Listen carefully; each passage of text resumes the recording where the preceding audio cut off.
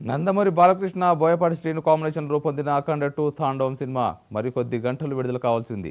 కానీ నిర్మాణ సంస్థ 14 రీల్స్ ప్లస్ పై నెలకొన్న ఆర్థిక వివాదాలతో సినిమా విడుదలపై 2 రోజులుగా సందిగ్ధత నెలకొంది. తాజాగా సినిమా విడుదలను తాత్కాలికంగా వాయిదా వేస్తున్నట్లు నిర్మాణ సంస్థ 14 రీల్స్ ప్లస్ ప్రకటించింది. టెక్నికల్ ఇష్యూ వల్ల ప్రీమియర్ షోలను రద్దు చేస్తున్నట్లు తెలిపింది. ఈ మేరకు ఎక్స్లో పోస్ట్ పెట్టింది. నేడు సినిమా పాన్ ఇండియా రేంజ్లో విడుదల కావాల్సి ఉండగా అఖండ 2లో బాలయ్య తాండవం చూసేందుకు ఫ్యాన్స్ 1000 కళ్ళతో ఎదురుచూశారు. ఈ తరుణంలో నిర్మాణ సంస్థ చేసిన ప్రకటన అందరినీ నిరాశపరిచింది.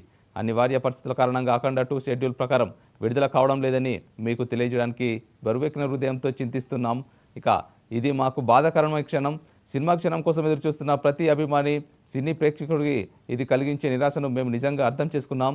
ఈ విషయాన్ని వీలైనంత త్వరగా పరిష్కరించడానికి ప్రయత్నిస్తున్నాం. సినిమా విడుదలను వాయిదా వేయడం వల్ల కలిగిన అసౌకర్యానికి మమ్మల్ని క్షమించండి.